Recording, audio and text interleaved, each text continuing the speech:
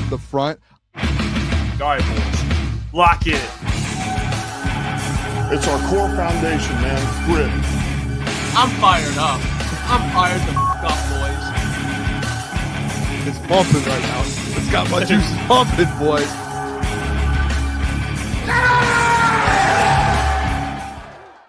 Saturday mornings, Crunch Time Sports with Caleb Czarnik and Michael Gentry. I mean, what a day it was yesterday. What a day. What a day around Detroit sports it was yesterday. Thank you guys for tuning in. And I want to say this to start. Drop some mailbag questions in the chat. We'll get to those later in the show. We got a guest coming on at 10:30 to talk some Detroit Pistons who clinched yesterday, clinched a playoff spot. So we'll be getting into that at 10:30. Mike, opening day yesterday. And I'll just ask you. I mean, is there a better day in Detroit than Detroit Tigers home opener? Because I don't think there is. No, I don't think there is. And one, we got good weather. It was like the best weather at opening pitch since 2015. So it was a beautiful day down there. Got to see all the boys. Got to see some of our former coworkers too, which was nice. So it was a great overall day. Had the drinks flowing, and the Tigers ultimately came up with a good dub. So it was the cherry on top to a great day, Caleb. Yeah, well, I was going to say this. Shout out Phil in the chat right now. I missed the shows yesterday. Everyone too drunk. Look, I'm expecting some hungover people in this chat today. Me personally, I'm not. We were at Booner, and Jeff did go to the Michigan Panthers game last night. Panthers lost, couldn't get the offense going in the first half. Started to stir up a little comeback in the second half, but just fell a little bit short. But yeah, Mike, yesterday, opening day, I mean, it's unbelievable. And what the Tigers did on the field was exactly what you wanted them to do, in front of a packed house. And they went out, scored 7 runs. The 4 runs, it's like that they gave up is nothing because you know who gave those runs up? Yeah. Mr. Maeda. He wasn't wearing his backwards hat. Let's just say that. No, he wasn't backwards hat Maeda yesterday. He should, and I'll say this, and I want to be pretty positive about the Tigers today because that was a great win yesterday. Yeah. They win the series against Seattle, but Kenta Maeda should never touch an MLB mound ever again. I'm sorry, Kenta. No good. But yeah, Kerry Carpenter, two home runs. Speaking of that, shout out Mike. He comes up to me. One of the first things he says to me when I see him yesterday is Carp's hitting one today.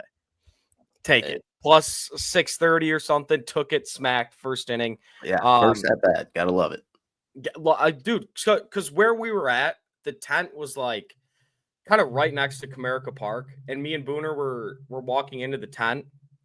And we hear the fireworks go off. And he looks at me and goes, Carp homer. I go, yeah, right. Okay. So we walk into the tent. He's rounding the bases. We're like, holy shit, this is the greatest thing to ever happen. Right. But Riley Green homer.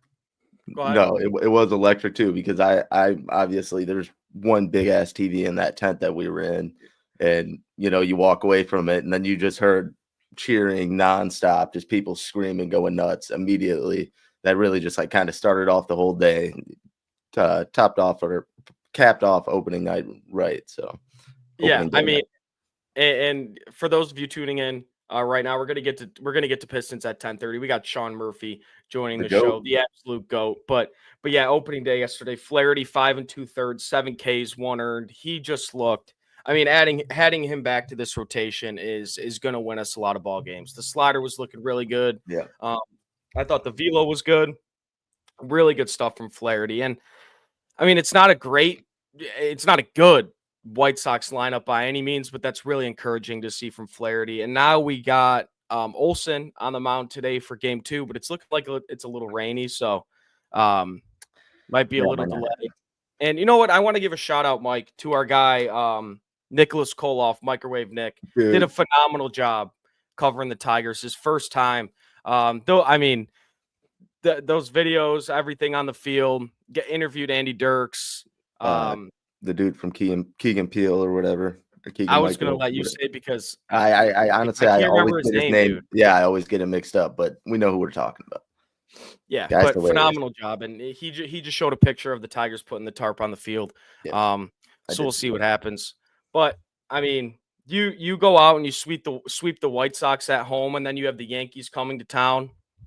Hey, It's going to be an exciting couple series here, Mike. It's going to be a couple exciting series, and I think the biggest thing for the Tigers so far has been obviously the pitching. Yeah. But I think that middle of the order. I mean Riley Green is one of the best hitters in baseball. Torque has been really swinging it well. Yeah. Carp against righties. Well, one of the homers was against a lefty yesterday, so that was encouraging to see. I mean, they're still 3-4, but again, everything that happened in the Dodgers series, you got to take with a grain of salt. Yeah, I mean they just made a fool of the Braves too. So like we know how good that Dodgers team is, and obviously the Tigers starting off. You never know how that first series is going to go, obviously too. So and like you said, Riley Green 3 homers already, 4 RBIs, excuse me, still hitting 344. So Riley Green's going to have an unreal year. And your prop that you put out on him 2 weeks ago too, didn't you take his over in his homers? It's looking pretty good. 21 and a half. Thank you to the sports books for, again, nothing is ever free money, gamble responsibly, but thank you to the sports book for putting out that just absolutely ridiculous line. Riley Green hit 24 last year, and there was no signs of slowing down, and they put his line at 21 and a half. Yeah, thank you. And Mike, you bring up the Braves, and if you guys were tuning in, we talked about this a little bit yesterday, Mike. If you guys were tuning in a couple weeks ago, and this just shows the signs of maybe the coldest gambler ever to live. Me and Mike did a 4-leg kind of season-long prop parlay. I don't even want to say it. And mine, go ahead. No, I was going to say my side of it isn't the greatest either. So you might have had a slow start to yours, especially on one of those legs. But I still have a lot of confidence in that leg. But you can go on.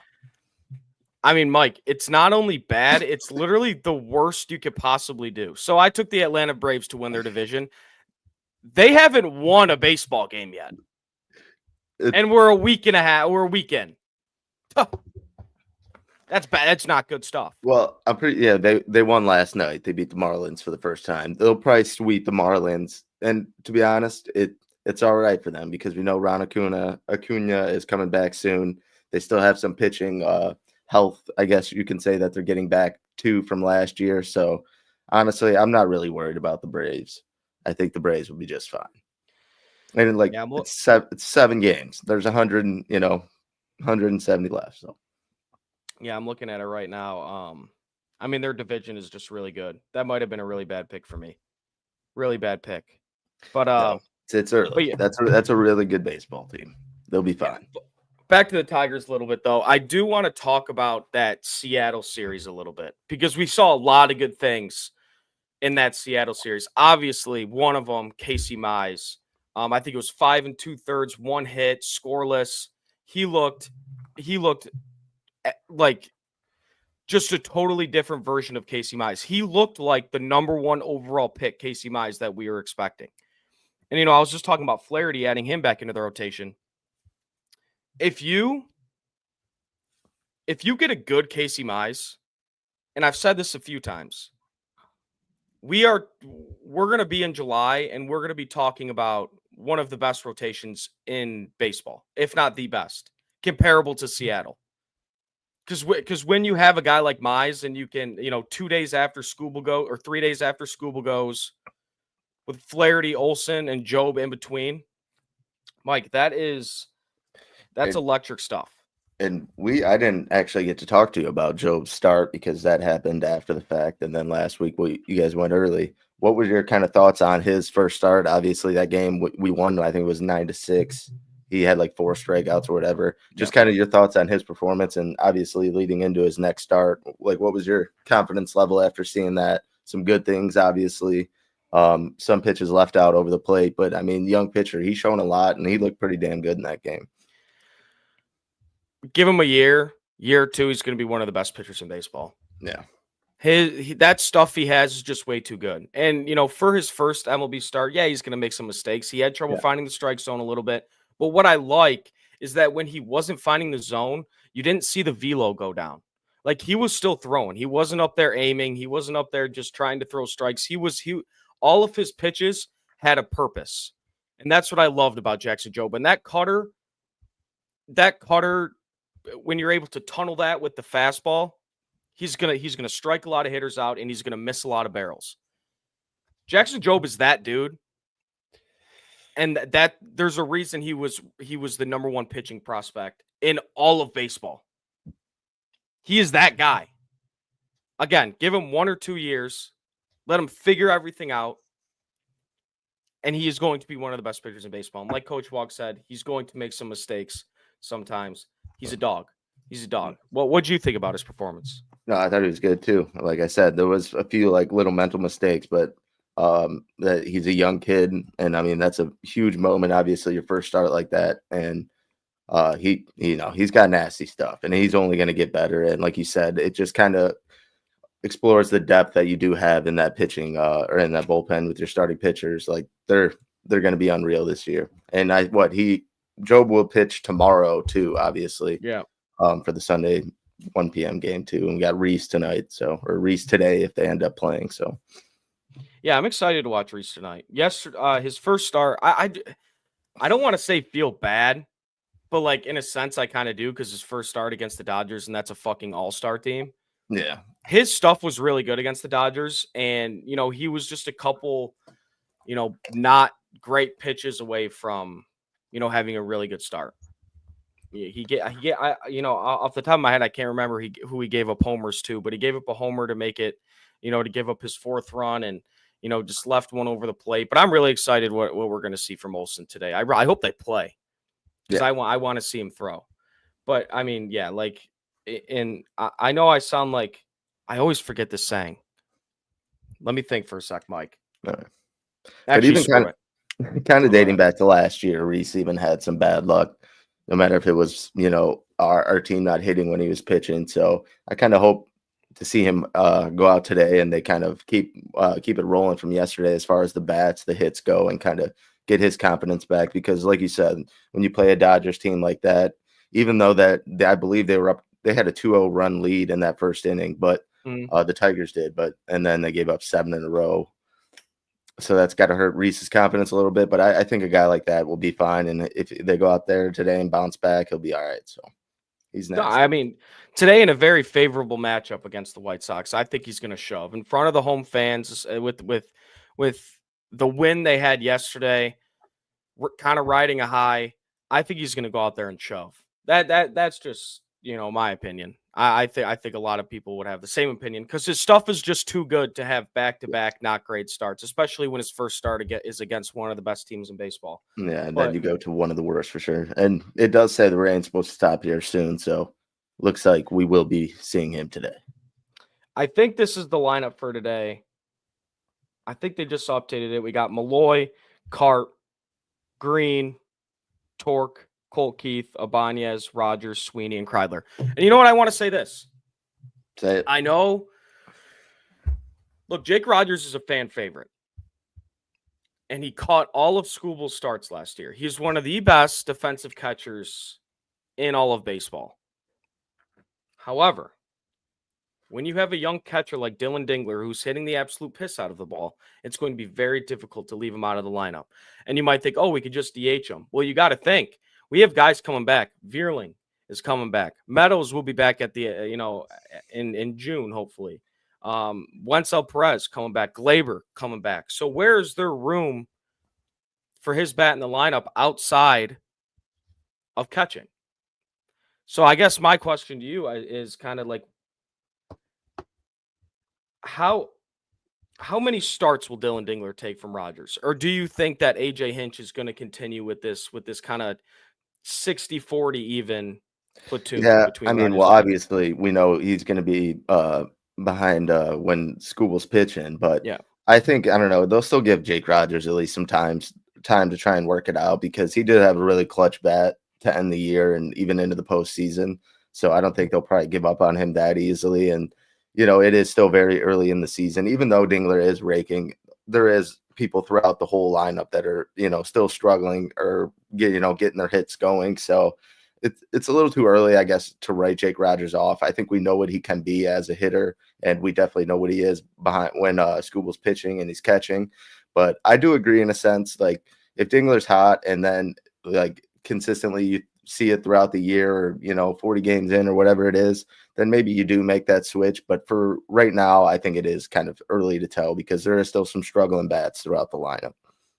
Yeah, Rogers starts the year 2 for 14. It's becoming it almost, and I hate to use this term because it's, rude essentially, but it's kind of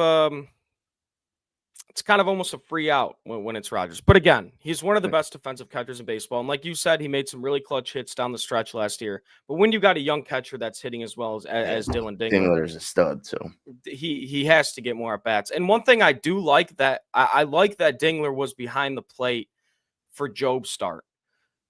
Because that's your future kind of, that's, getting Dingler more familiar with Jackson Job, with what his pitches do, where Job, he can get kind of a sense of what pitches Job is comfortable throwing in certain counts. I really like that. I believe Rogers was behind the plate for, correct me if I'm wrong, Mike, the Mize start. I think he's going to be Mize's catcher. I could be wrong. Chat, correct me if I'm wrong. But I know, I might not look like it, but I used to be a pitcher, and it is a preference. Like you have your catcher. And, again, like I said, Jake Rogers is one of the best defensive catchers in baseball, but it's going to be hard to keep Dylan Dingler off the field. He was, for when Mize was pitching, he was catching. Rogers was his catcher? Yeah, against Seattle. Yeah. Well, that's another one. I'd like to see Dylan Dingler catch a couple of his games and catch a couple of Olsen's games. Just so we can get a sense of, like I said with Job, like what his preferences are. Yeah. But, yeah. Well, Mike, another Detroit win yesterday. Wait, before we move on from baseball, too, okay. I couldn't let you slide, too, because you shit on your parlay leg. Corey Seager still hasn't hit a home run, and I know you've been on his bases, too. You've bet him a little bit to get hits, not so much home runs. But my leg's looking terrible, too. And then the other one was Scooble strikeouts. Like, that'll be fine. Not going to stress about that early. He'll knock that down no matter what. I don't even know what he has off the top of my head. But Corey Seager, I think he's letting us down, Caleb. He's letting us down. Well, he's also letting me down because he's on my fantasy team. And you did say a little off topic. Let's talk. We could talk Corey Seager for a second. I've been watching a lot of Rangers baseball because I was very high on this team. I thought they were going to have a chance to win their division. It's a division that's wide open. Yeah, they are not a very good baseball team, and Corey Seager is. They are 6-2 though. Okay. No, dude, I'm telling you right now, it's a flawed. Leiter looked really good for them the other night or the other day, I guess. But dude, that offense is Seager is not Corey Seager right now. Yeah, and I don't know. I think they had moved him around a little bit in the lineup. I think they kind of need to get their leadoff situation kind of going. Obviously Marcus Semien leads off, and then they've been batting like Corey Seager, and then they kind of mix Wyatt Langford in there at 2. I think, they've been doing all right. I think pitching will obviously probably be the problem with that team long term. I think those bats will heat up, but I think it's kind of just like a lineup issue. They have a lot of good bats. They acquired Jake Berger. They got Adolis Garcia still. So they have a lot of bats. I think they're just kind of figuring out how that lineup is going to work with all of them. But Corey Seager being off to a slow start, having 0 homers. He's still hitting not terrible, but there's definitely been better players on the Rangers than him. Probably Wyatt Langford, you could say, obviously, too. So, Mike, I we're going to stay on baseball here for a sec because I don't think we talked about this yet. How do you feel about their torpedoes?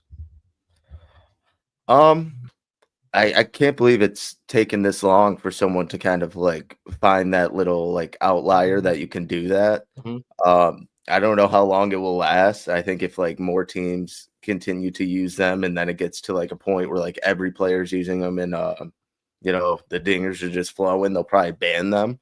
But to be honest, if it's legal and whatnot, more runs and more home runs, I think that makes baseball entertaining. And if it's a level playing field and they all can use it, And obviously, like there's like Aaron Judge, the best player, the best hitter on the earth, probably. All of his teammates use it. He doesn't use it. So like, there's some people, it's not some people's flavor. So if it's available for every team to use, I mean, I don't really mind it. I mean, what's so crazy about it, it's that it's like it's such kind of like a small tweak, but it's noticeably working. I mean, Jazz Chisholm is raking right now with the torpedo bat. There are just these minds in baseball are insane how smart these dudes are. And like you said, I can't believe it took them this long to do it. Let's get Javi Baez or torpedo bat. Look, I will start the petition right now. Let's get him a torpedo bat. And what we should do is we should put the fat part of the barrel at the end of the bat. So when he swings at a pitch, 3 batters boxes over, maybe he'll make contact. Yeah. And this isn't a Javi Baez slander show. But let's get that man a torpedo bat. But Mike, you're right. I like it a lot. It's legal. So it's legal. If you were the Yankees and you were like kind of first on this and you realized that it obviously isn't banned and it is legal, why wouldn't you just wait for the first playoff series you get in and then just bust the bats out and no one knows about it? And then you just rake the entire playoffs and no one can do anything about it. Well, because you got to get there. I mean, the Yankees will get in the playoffs, but like it's like a little secret weapon. I would have just saved them till you got there and then just had these guys go. Like some of these players like Austin Wells, Ben Rice, like they're not bad hitters to begin with. I mean, they hit some homers last year, obviously, like Jazz Chisholm and like those guys, those lefties, Cody Bellinger playing in Yankee Stadium, that short right field, they're going to hit a bunch of dingers. But like, I would have just waited for playoffs. Could have just been now everyone might be hip to it. By playoffs, you might not even be the best team with all these torpedo bats. There might be, like you said, the Rangers are another loaded lineup, like the Padres or something like that. They get these insane hitters with all these torpedo bats. Who knows where it goes from there? So, well, more like you said, more people are becoming hip to it. I mean, I saw a list of people that are going to use it. I think Machado's one of them. Tell me if I'm missing anybody. I know I'm going to try to find the list right now because there are players that when I saw them on the list, I was like, okay, shit might get a little bit scary here.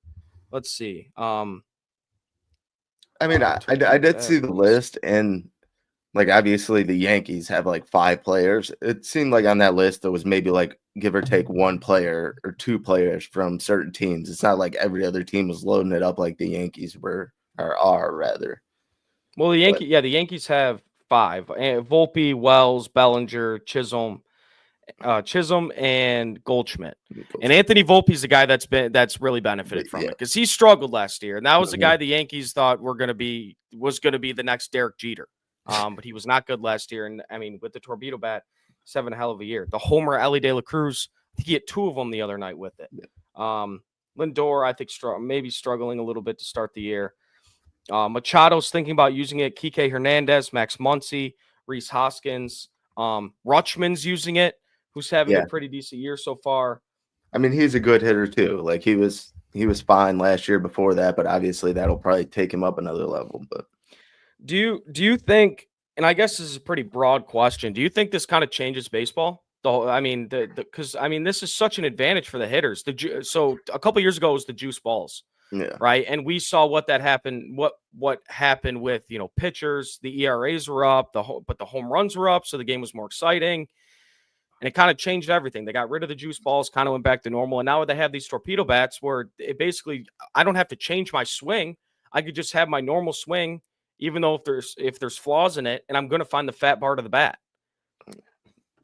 I don't know. Like, yeah, it is going to change baseball in an aspect, but I think it could change it in a good way. Like you said, even with the juice balls, games were more exciting. I mean, pitchers might not have been happy about it because balls were leaving the yard a lot more often than usual. But like I said, if it's an even playing field and there's anyone can do it, then like whatever, everyone has the same advantage, disadvantage. And I think, it would only make the games more fun. Obviously, the game is sped up now with the pitch clock and whatnot and all the other different rules that they're implementing into baseball. So like, the main thing is scoring runs, home runs, and like keeping people into the game and, you know, excited to go to games. And I think home runs would do that. Obviously, everyone likes stellar pitching, but people love home runs. Caleb, everyone loves home runs. I'm an old school guy, and you know this.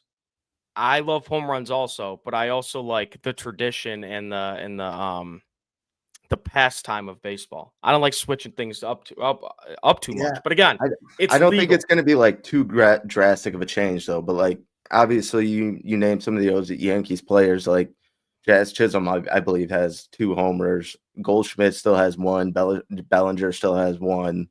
Volpe has like 2 now. But like it's not like they're going crazy. Like there's people in, you know, the league that have just as many home runs as them using a regular bat, and there's guys that have more using a regular bat. So like, I don't know. Yeah, I mean, it's definitely exciting. And what's crazy is it kind of came out of nowhere. Like the game where they hit how many home runs? Where they hit like 11 or 9 or something. Yeah, there was just pictures coming out of their new bats, and everybody's like, "What the fuck is going on?" Like we didn't know anything about this beforehand. But I'm hoping. I mean, we'll see if more teams implement it. I would like if the Tigers did, because obviously it's working. You know, Coach Walk did say it in the chat. In certain parks of home run in Comerica Park, it's harder to hit home runs. So we'll see what they do, kind of in different you know parks. But that's fair. But yeah, Mike, we're gonna move on here, and you know, I don't know many people as goated as this guy right here. I mean, we're talking LeBron James. We're talking LeBron James. We're talking Barry Bonds, and we're talking Sean motherfucking Murphy. Let's fucking go. Sean, thank you so much for joining this morning, man. Gave him a shot clock. DM this morning, see if he wanted to join, and he showed up for the boys. How we doing, Sean? Oh, you're muted. Uh-oh. Hey, he's good. Hey, Sean's the man. I mean, he's the man. Gave him a late DM, and he pulled through for the boys. Still can't hear it. Nope. Here. All right, sounds good. All right, we're gonna get Sean back in a minute. He's gonna get that. But I mean, kind of staying on baseball for a second. Yeah. I was watching the Red Sox game the other day. Their second baseman is an absolute fucking stud. I cannot think Christian Campbell. Yeah. They just extended him. Where the hell did that guy come out of? I feel like I've never heard that name. And in the game I watched, he made a few great plays on the field, and then he was fucking raking. Like a great swing. Like he looks like the real deal. They just extended him. They gave him, I think, Chad, you correct me if I'm wrong. I think it was like an 8-year deal. And that kind of brings us to another conversation, Mike. Before we get Sean back, one sec. The fact that we didn't, I'm just texting Sean back real quick. The fact that we haven't extended Riley Green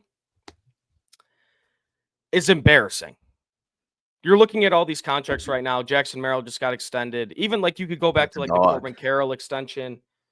The fact that Riley Green isn't locked up to be a Detroit Tiger for the next 8-9 years is pretty fucking embarrassing to me, in my opinion. But I mean, are you really surprised with the way the Scooble negotiations went and how this team has been? Does that surprise you that he's not locked up yet? Yes, because this is how you run a baseball team. If you have a good player and you have a chance to not spend $300 million on him, right? You want to lock him down. Player, you lock him up. Like the fact that I haven't heard a peep about it is absolutely ridiculous. And the only person that has ever that's been extended in the Scott, a homegrown player that's been extended in the Scott Harris regime is Colt Keith, who never took an MLB at bat. But you have a guy in Riley Green who had one of the highest WRC pluses for a player under 25 years old last year, and I don't hear a fucking peep about it. And then you have a guy who wins the Cy Young, who again isn't extended. I mean, it's crazy talk to me. He should be extended this year. Yeah. I mean, you look at some of the contracts around the league. You just pointed out the second base from Boston. They get it done early. They are probably it looks like an overpay for now, but in the future, that's going to be a really, really good contract. And like kind of like Bobby Witt's contract. That is the best contract in the entire MLB. They have or Ronald Acuna's or LB's. They get those done early, and then you get these crazy Juan Soto deals with these superstars when, after their first contract, whenever they're free agents. And then like this is how you avoid that. You get it done early and you get stuck with Bobby Witt for 10 years at like 190 million or whatever the hell it is. Like just an unreal contract for a top 5 player in baseball that can really do it all. So when you wait that long, that's when you lose and end up having to pay more money. So I get the concern from it. Am I surprised? No, Caleb, no. I mean, I'm Booner says use the home plate club money to extend them. Dude, those were empty yesterday. Hey, they look pretty damn cool though. They look cool, but they were empty. And it looks so bad on TV with no one there. Yeah, it did look bad on TV, like the seats not being filled, but like the overall picture of it and like that little section, I think it looks way cleaner than beforehand. So I don't really get the outrage about that. Obviously, the prices are probably way too high, and those empty seats will definitely be a problem and look very bad on TV. But if they get them filled up, that area looks way nicer than it did beforehand. So, yeah. I don't know. Just again, it's after the win they had yesterday and the way the home fans showed out, like they always do. It's like it's a national holiday. It's I know it's a little bit nasty of me to come on here and just yell about Riley Green not being extended, but it is ridiculous. Like the more and more you think about it, and the more the holy shit, what was that? It's all right. The more and more you watch Riley Green play, it's like, how is this guy not a Tiger for life right now? Yeah. Like, especially after the Jackson Merrill extension that just happened. And he's a dog. I love the Padres, so he is a dog. He's also on my fantasy team. Before Sean gets back, Caleb, let's Boone said, did I miss the Michigan Panthers talk? He did talk about it a little bit when we started. I didn't really dive into it. What was your first, this was your first credentialed game that you ever went to. Yeah. So you got to be media for a game, obviously. Yep. Cool experience. Not too many people get to do that. Just what was that like? And how was the game in general? How did, obviously I didn't attend yesterday's game, but how was the game and whatnot? It was an awesome experience. Number one, I appreciate Crunch Time in general for letting me do this. It was an amazing experience. Shout out to the Michigan Panthers. Look, they couldn't move the ball in the first half. They started to pick it up in the second half, but the comeback just fell a little bit short. It was cool. The Birmingham's quarterback was Matt Corral, so that was cool seeing him back on the field. Who was a dog at Ole Miss. But yeah, it was, it sucks that they lost, but it was a really, really, really fun experience. Yeah. but here we go. We're going to try this. And they'll obviously get more filled up as the games go on. They were obviously opening day, that back-to-back with opening day probably wasn't going to pair well for their first attendance. But the games are fun, and Sage and Roman, the PR for them, they do a great job taking care of us, and we're really happy that we get to attend those games and help them out. So shout out to them. Yeah, next game Sunday at, I believe, 1:00 at Ford Field. But hey, we're going to try this again because we just had something historic happen last night. The Detroit Pistons clinch a playoff spot. Best turnaround since 2008, 2009. I believe it was the Miami Heat going from the first record, biggest turnaround. And what better man to bring in to talk about the Stons than Sean Murphy. Sean, what? How we doing Please this tell morning? me y'all can hear me. You're good. Yes. Yes. You're good. I don't know, dude. I do not know what it is, but the last couple times I've come on Crunch Time, the weirdest technical issues, like straight up insanity. Thank you so much for having me. Really appreciate it. You compared me to Barry Bonds earlier. I wanted the record to be showed. I am not using steroids to do my podcast. This is all natural, baby. Yes, so, love it. I appreciate you guys having me on, man. It's a fun time to talk. I was trying to legitimately think, is there been a better time in our lifetimes to be a fan of Detroit sports? I legitimately can't think of one.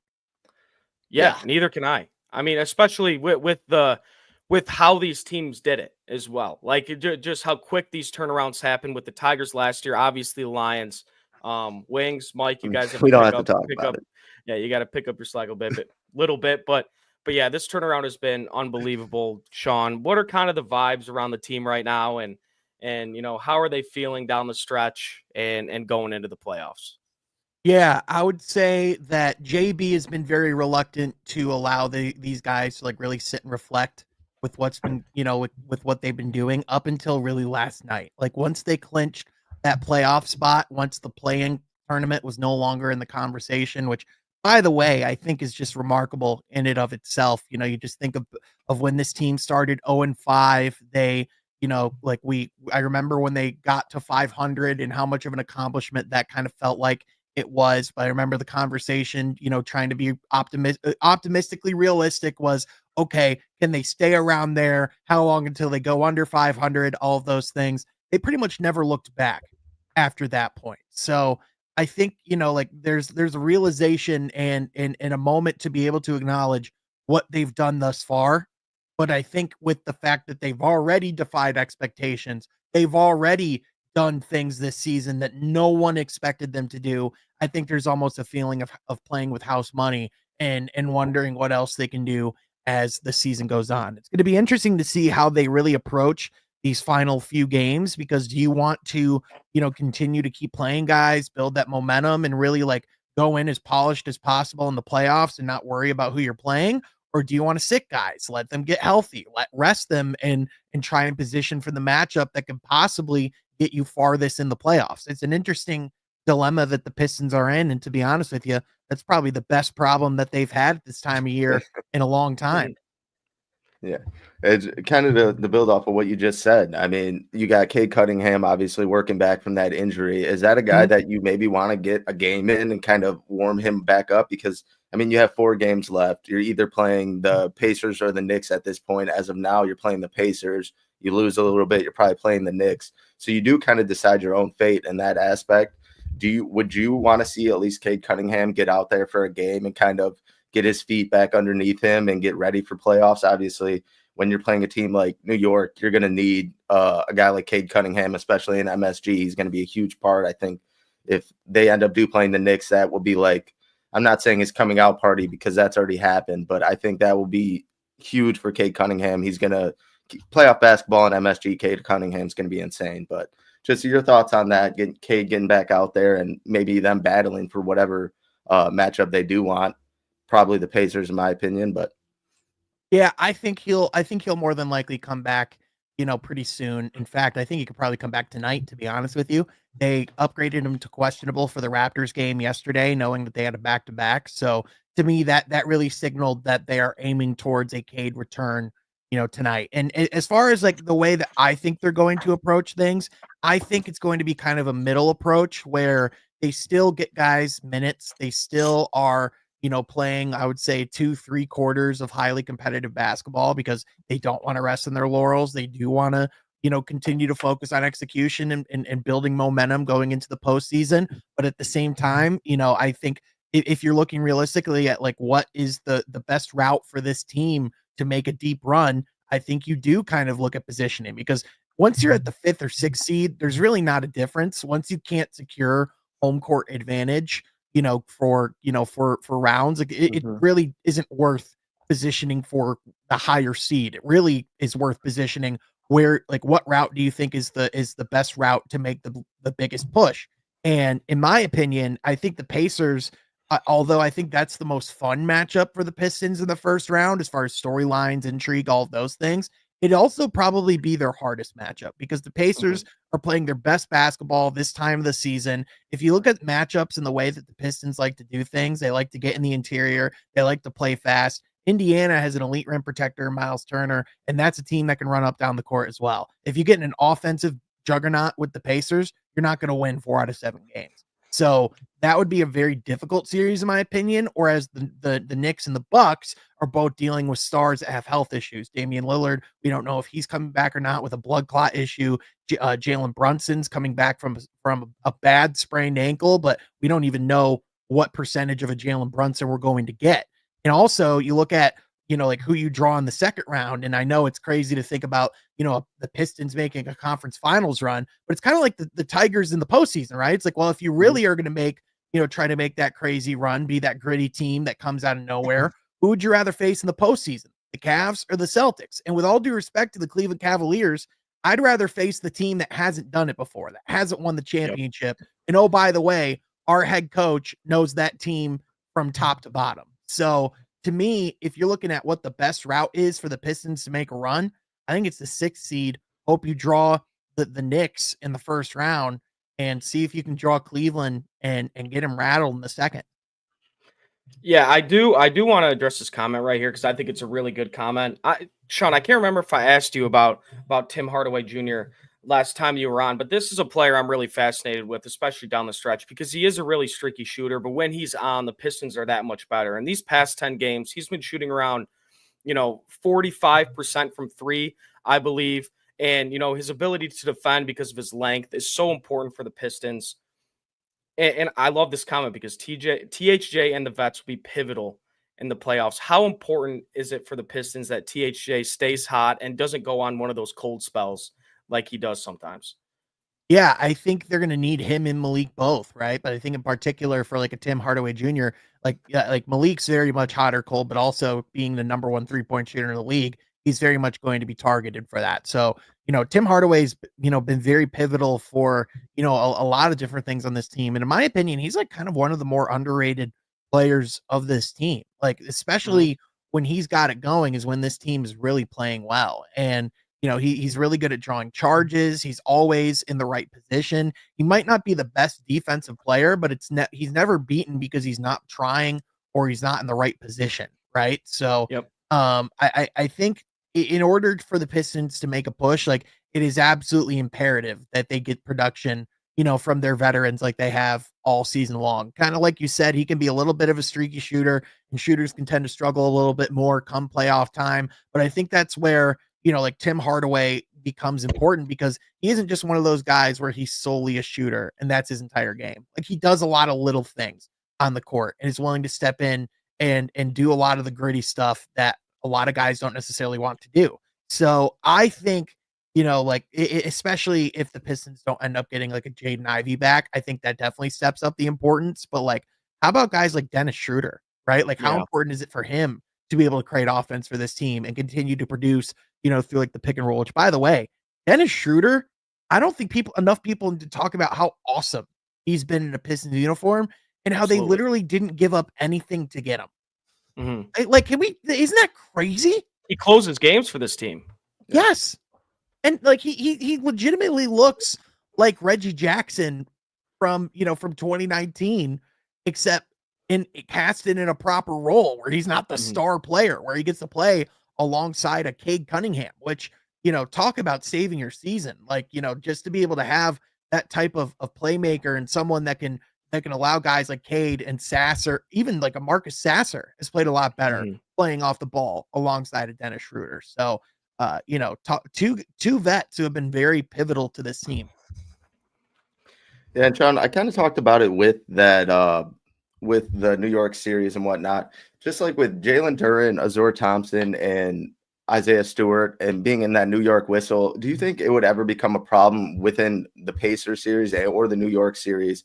Because these guys have had problems with foul trouble and whatnot, and obviously the playoff kind of brings a different whistle. And obviously the Pistons are kind of known for being that rowdy team right now.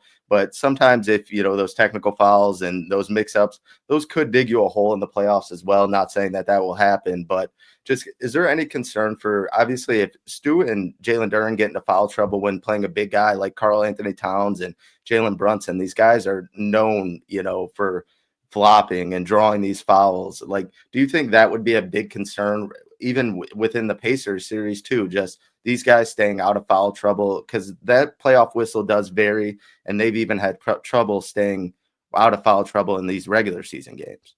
I think that's going to be their biggest test, no matter who they face in the postseason. It's going to be staying out of foul trouble, keeping disciplined, and staying out of those emotionally charged situations and not letting those bite you in the ass. Like, Isaiah Stewart is very pivotal to this team. And as good of a backup big as Paul Reed is, if he's playing postseason minutes, the Pistons are not winning a playoff series. It's just as simple as that. They need their team to, I think we all expect at least one scuffle I think like we on the podcast earlier in this week, me and Troy, I think we set the over under at like 1.5 just for like the first playoff series alone. Because we know at least one is going to happen.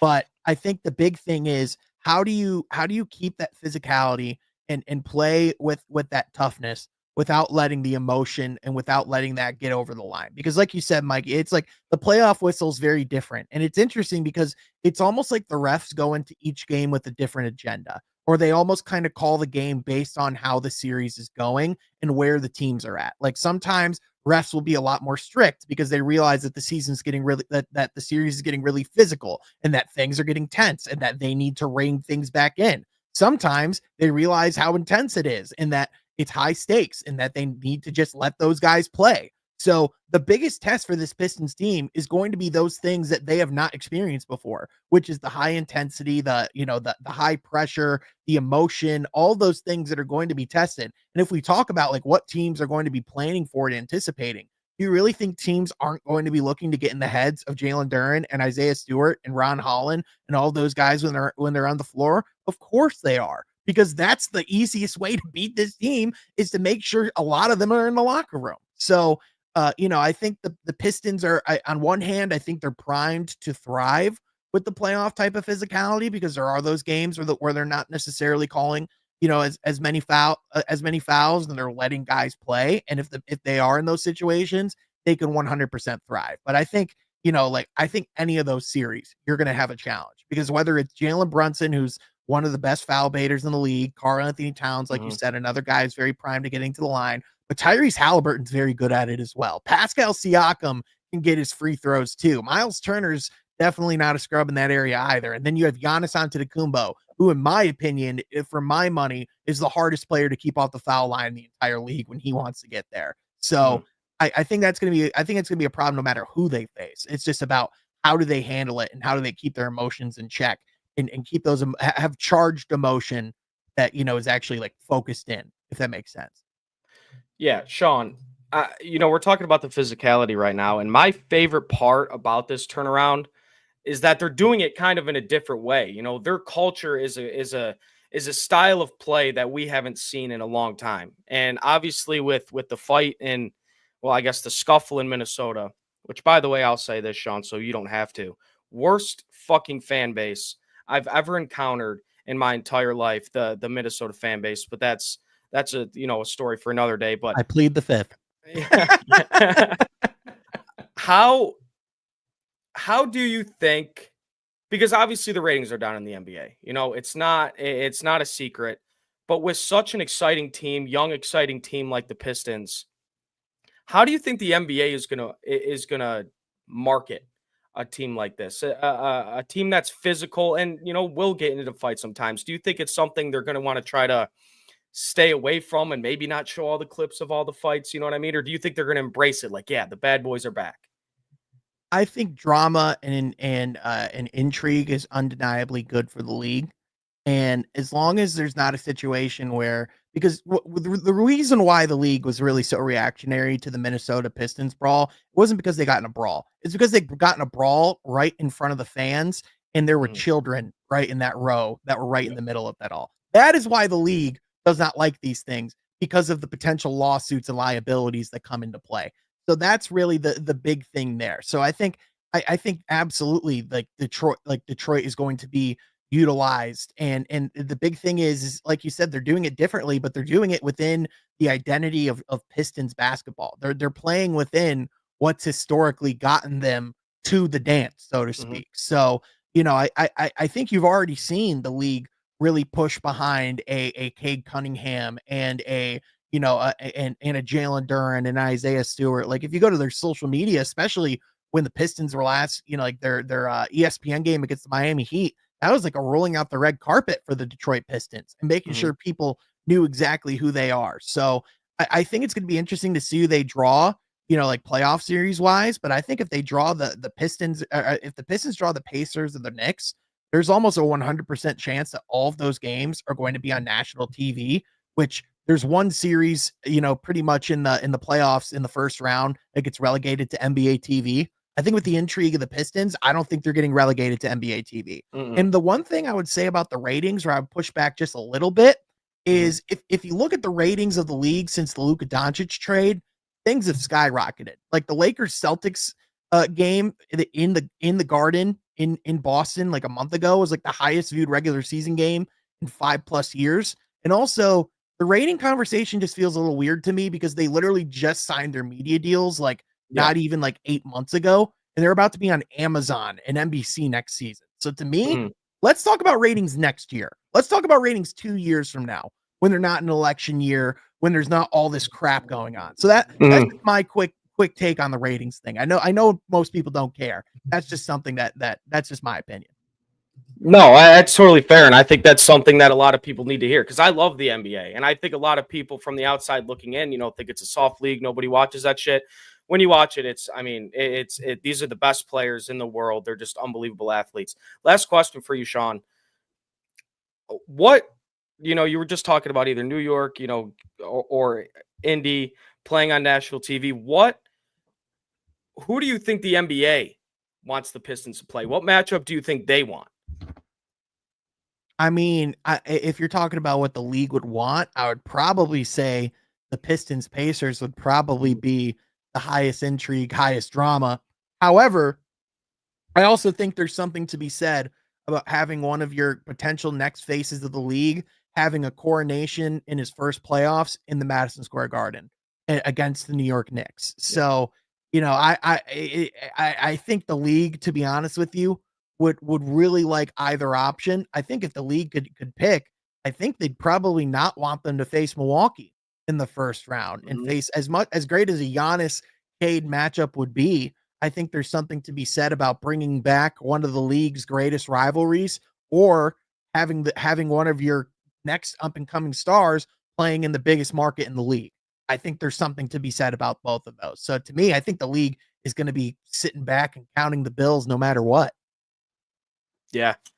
Well, Sean, we appreciate you hopping on, man. Very short notice. You're the man. Pistons back in the playoffs. Game tonight against Memphis, correct? At home? Yep. Tonight at home against Memphis. And then they actually face Milwaukee twice for the final two games of the season, as well as they play the Knicks here in the next couple of days too. So we're going to be having a potential playoff preview here pretty soon. And I'll say this. I'm going to be interested to see what they do with the Milwaukee game because either those are going to be highly competitive or we're just going to see two teams tanking at like no tomorrow. And we could potentially just see the Motor City Cruise versus the Wisconsin Herd twice. Yeah. So, yeah. But boys, thanks for having me. Definitely down to come on anytime. And man, we got playoff basketball to talk about soon. Let's go. Yes, sir. Make sure you follow Sean at Sean Half Court and check out the From Half Court pod. Sean, again, thank you so much for coming on. You're the man. Thanks for having me, boys. There's Sean. I mean, he's the GOAT. Dude, I DM'd him at like 9:55. It was like, hey man, we got to talk some Pistons basketball. I mean, this is exciting times. I had to go find the chain because boys, the Detroit Pistons are fucking back. Playoff basketball is back. And those are some really good conversations. I will say I'd rather play New York. I think we talked about it yesterday, Mike. Or was I think I was talking to Chris. I'd rather see New York because Indy's playing really good basketball right now. I'm not scared of Indy by any means. Yeah, but kind of like what I said to Sean, and I think I brought it up like 3 times now. I'm just worried about that whistle in New York and us being a young team. I mean, obviously, it's not like too much to stress out about. It's a young team and their first time in playoffs, and they'll work through these things as years go on. But like to start off, I don't want to be battling the refs and having to battle the Knicks. I think the whistles would be rather even in that Indy series, and I don't know. I would rather have that. I'm just worried about Jalen Brunson, Karl Anthony Towns, like taking some of these guys out, early with foul trouble. So. Well, I mean, I'm curious to see because that kind of ties into my, question about like how the NBA is going to market this team. I'm curious to see what what kind of whistle we see in the playoffs, because the NBA knows the Pistons play physical, and they've won a lot of basketball games because they play physical. So maybe the rest will swallow their whistle a little bit. Like, I'll tell you this right now. I know they're in the Western Conference. I cannot stand watching the Oklahoma City Thunder because it is not a, you see other people, like when people were talking about Giannis getting to the free throw line a couple years ago in the playoffs too much because he was foul baiting. You see other guys, blah, blah, blah. It is not a casual take to say Shai Gilgeous-Alexander gets the craziest whistle I've seen in a long time in the NBA. Yeah. That shit's not going to fly in the playoffs. It just won't. And Shai Gilgeous-Alexander is a very good player. He's a very good scorer. But that whistle he gets right now, that is not going to fly. So, Mike, I think honestly, I think it's going to benefit us more than it will benefit New York, because I think New York's going to expect a ton of fouls, but they're just not going to get them. They don't want Jalen Duren fouling out in the halfway through the fourth quarter. Yeah, I don't know. I just the way the Knicks play basketball, they don't take the starters out. Like they barely play their bench. These guys, like Jalen Brunson, like he's not going to just give up after it. He's going to keep flopping, and it will just get to the point where the whistles have to come. And like I said, it's different in MSG too. They're going to be playing a young Pistons team, first time in the playoffs. Like all that's going to be accounted for. I feel like with the whistles, with the refs, everything. So I just think they'd be at a disadvantage going and playing that Knicks team. Just my opinion. You are scared, even though they are a little bit scared of the Knicks. Yeah, even though I think, I don't know, they might, like with the injuries and whatnot, they might have a shot at beating them. I just think it'd just be too hard of a battle. Like I said, you're fighting two battles at once in that series. Yeah, I don't know. I want to address this comment right here. Mark Royale, shout out. But Cade has missed 5 games with a bruised calf. How soft is that? Not soft at all. Like Xavier said, resting Cade is smart. Cade could have a fucking hangnail right now, and you would sit him for 5 games. You need him 100% healthy. I do think he will play today, which would be cool. Going back to I wish I was going, man. I forgot to mention. If you're going to the game tonight, Jeff, Booner, and Klotzy, Mike, are you going or no? No, I'm not going. I won't be there either, but I wish I could. But we'll be at the game, and I think they're doing a meetup, I believe, at the Pistons store. So make sure to go see them. Come say what up. Talk some ball with the fellas. But yeah, Jeff's gonna be wearing his Killian jersey. Yeah. Oh yeah. Nets or Pistons? Which one? Because we know we bought a Nets one. I think the Nets one's still on the wall in his room, like signed. So they'll probably wear the Pistons one. Sure. But yeah, I mean, kind of, we'll wrap this up on this comment. You need Cade fully healthy. You need him fully healthy. Like I said, he could have stubbed his toe, and you do not play him until he is 100% ready to go. But if he comes back tonight in front of the home fans after clinching the playoffs, tonight it's gonna be rowdy. I am jealous that they're going, but I had have some other stuff to do. But I'll say this. It's an exciting time to be a Detroit sports fan. We appreciate you all for watching on Saturday morning. Make sure to like this stream, subscribe. We just hit 13K. We appreciate you guys for that. And also on our socials, we have a giveaway going on because obviously Gibbs and JMO changed their number. So if you need a new jersey, if you have a 26 Gibbs jersey and need a new one, go enter the giveaway. It's on all of our socials, and for a chance to win a new jersey. So we appreciate you guys for tuning in. Hope you guys have a great Saturday. Watch some college basketball today, and let's be great. Peace out, everybody. Adios.